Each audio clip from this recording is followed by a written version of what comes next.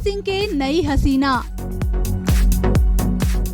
दीवानी भैली डिम्पल पवन के प्यार में, या यूं कहीं के दीवाना भैले पवन डिम्पल के प्यार में। खैर छोड़ी ये सब बात, केहू केहू के दीवाना होके हमनी के का। ई लॉकडाउन में रवा लोगन के भरपूर एंटरटेनमेंट मिल रहल बा, ई का कम बा जे इतना डीपली सोच रहल बानी।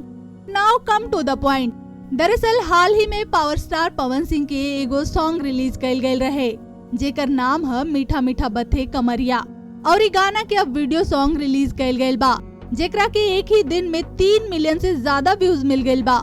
जैसन के हम रवा के पहले ही बतौले रहली कि पवन सिंह इन दिनों अपन होम टाउन आरा में लॉकडाउन के वजह से फसल बाड़े, लेकिन लॉकडाउन होखे के बाद भी अपन फैंस खातिर पवन नया गाना रिलीज कैले, ई का कम बा।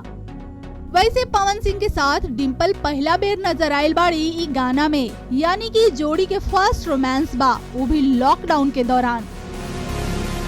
और इनकर पहला प्यार ही दर्शकन पर जादू बिखेर रहल बा।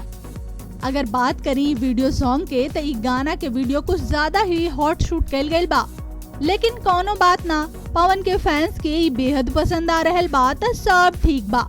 काहे सही कहली ना हम, तभी ता एक दिन में ई गाना के इतना मिलियन व्यूज मिलल बा।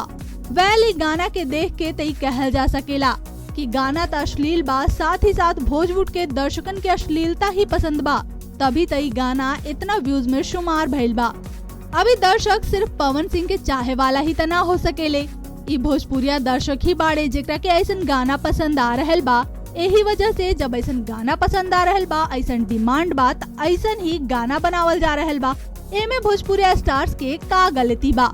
रवा के बता दी कि एहिजा ई कहल गलत ना होई कि भोजपुर और अश्लीलता के चोली दामन के साथ बा, जेकर साथ कभी न छूटी। Entertainment desk Surya Bhojpuri. और हाँ, भोजपुर के हर अपडेट जाने खातिर करें सूर्या भोजपुरी के YouTube चैनल सब्सक्राइब और बेल आइकन जरूर दबाएं और जानिए हर अपडेट अपन फेवरेट सितारन के, और देखत रही सूर्या भोजपुरी अंदाज भोजपुरिया।